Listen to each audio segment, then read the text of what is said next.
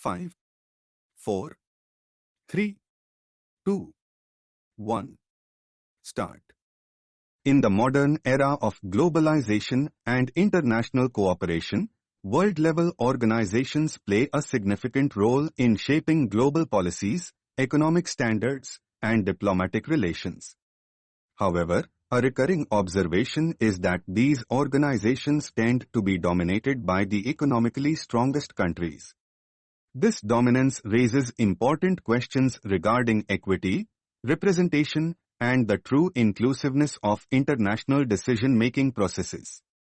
The influence wielded by the wealthiest nations stems from their substantial contributions to funding, economic power, and strategic importance, which collectively shape the agendas and priorities of these organizations.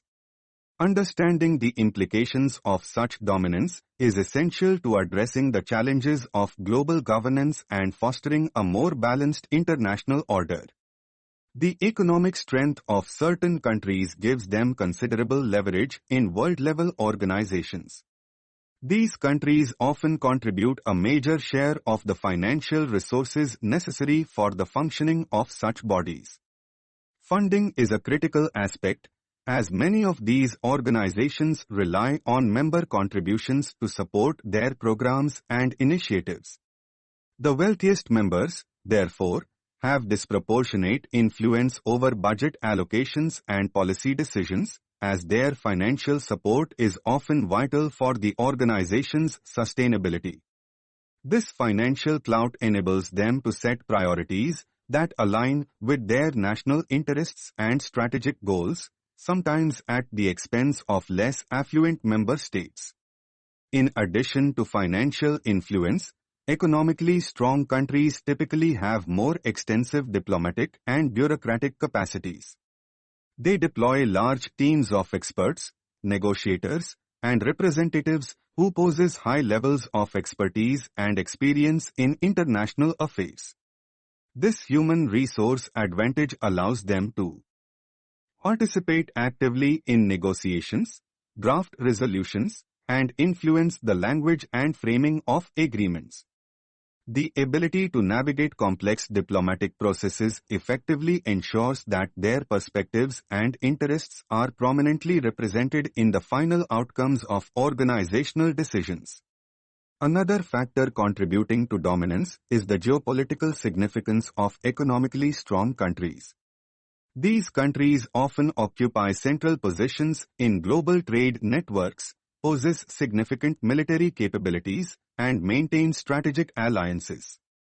Their geopolitical weight gives them additional leverage within world-level organizations, as their cooperation is crucial for the success of various international initiatives. Other member states may be inclined to accommodate their demands to maintain favorable relations or to benefit from economic and security partnerships. This dynamic can lead to an imbalance where the agendas of the most powerful countries overshadow the collective interests of the broader membership. The dominance of economically strong countries in global organizations also manifests in voting systems and representation structures. Many organizations adopt weighted voting systems or arrangements that give greater voting power to members with larger economies or higher contributions. While such systems may be justified as reflecting the ability of members to contribute resources, they inherently limit the influence of smaller or less developed countries. Consequently, decisions tend to favor the priorities of the dominant members, which may not always align with the needs or aspirations of the global majority. This concentration of power poses challenges to the legitimacy and fairness of world-level organizations. When the voices of economically weaker countries are marginalized, the inclusivity and representativeness of decision-making are undermined. This can result in policies that fail to address the specific developmental, social, and economic concerns of less affluent nations, perpetuating global inequalities. Furthermore, it may breed resentment and distrust among member states, weakening cooperation and the overall effectiveness of the organizations. Efforts have been made to address these imbalances and promote a more equitable distribution of power. Reform proposals often focus on adjusting voting rights, increasing transparency, and enhancing the participation of underrepresented members. However, such reforms face resistance from the dominant countries, who may be reluctant to cede influence or alter existing power structures. The complexity of achieving consensus among a diverse group of states with competing interests further complicates reform processes. Moreover, economic dominance does not always equate to moral or political legitimacy. The priorities of the richest countries may sometimes reflect narrow national interests rather than global public goods. Issues such as environmental protection, equitable development, and human rights may be sidelined if they conflict with the economic agendas of powerful members. This divergence can lead to criticisms that world-level organizations serve the interests of a few at the expense of the many. In contrast, the participation and leadership of economically weaker countries are crucial for ensuring that global governance is truly inclusive and responsive. These countries bring valuable perspectives based on their unique challenges and experiences.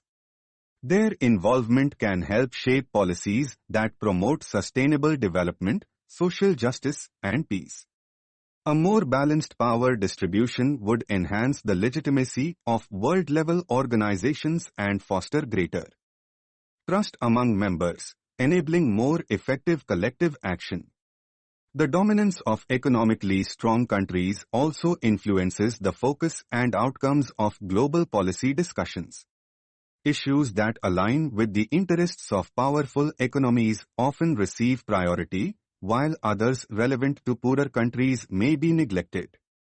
Conversely, concerns related to poverty alleviation, climate adaptation, and fair resource distribution may receive less attention or insufficient funding.